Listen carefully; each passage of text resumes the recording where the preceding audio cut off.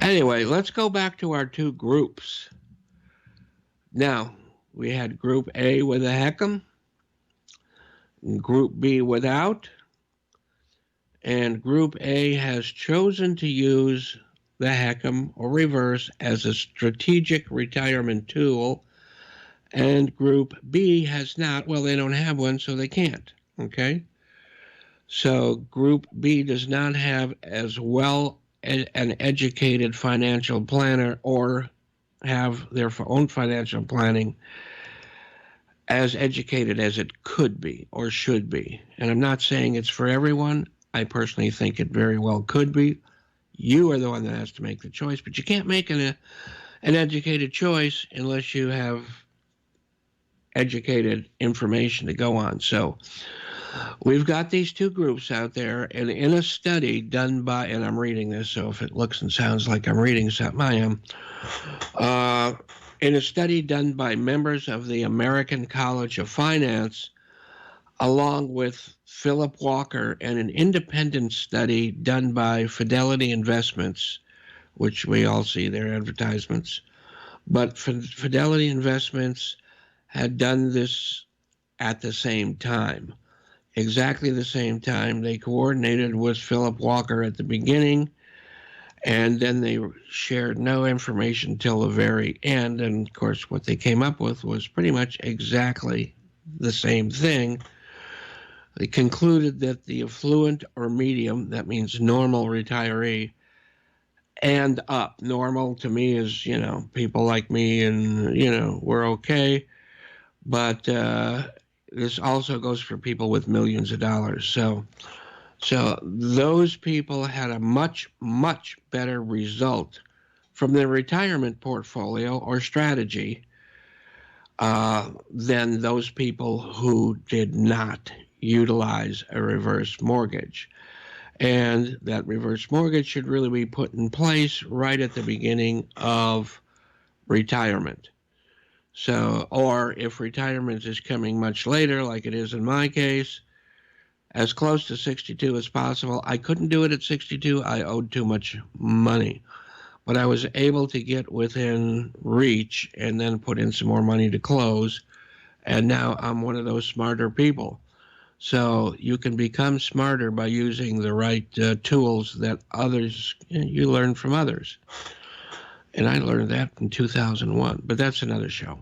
Anyway, the people with this strategic withdrawal plan in place had a much higher legacy in over 80% of the Monte Carlo situations studied. Now, to me, Monte Carlo means the place I fell asleep on the beach in 1969, but it does have more of a meaning to those that know.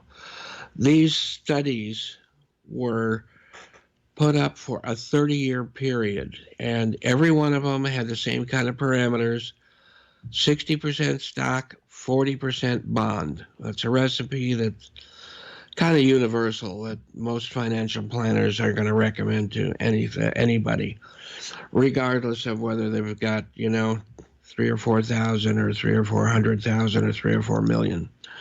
So in these simulations, nothing was either bought or sold. Whatever was there at the beginning was still there at the end, unless, of course, it went bankrupt, which sometimes stocks will do, companies will do, and that's that. But for only, what they did was they utilized that reverse mortgage only a few times, like maybe even 3 or 4 times during that 30-year period. And the simulations were automatic. They just made a, automatic turn from this to that during a down year.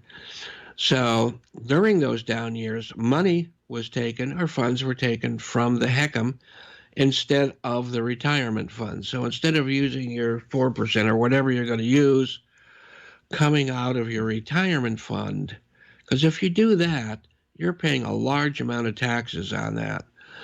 Remember they told you put it all away in a 401 and then a retirement fund, because when you're older, you'll be in such a smaller tax bracket. Somehow that doesn't seem to happen. Anyway, if you take your retirement funds, any part of them, you've got a huge tax bill, and even worse is you're losing those dollars that up till then were making you money. So from then on, your 4% or whatever you want to talk about it is going to be a lesser amount. And what are you going to do in those years? Well, you just sold those equities to make it through. And now that the better years are here, your return on investment in those retirement funds are lesser. So instead of that, let's take tax-free funds from an ever-increasing asset, your home. Now, your home is still going to grow and increase in value, and you'll always be able to pay it back if you want to. You can't do that with with your liquid retirement funds. Not exactly like that. So in those successful cases, the equity in the home may have been a bit lower, even though the equity kept growing. But the value of the overall legacy is so much higher. So that is the lesson.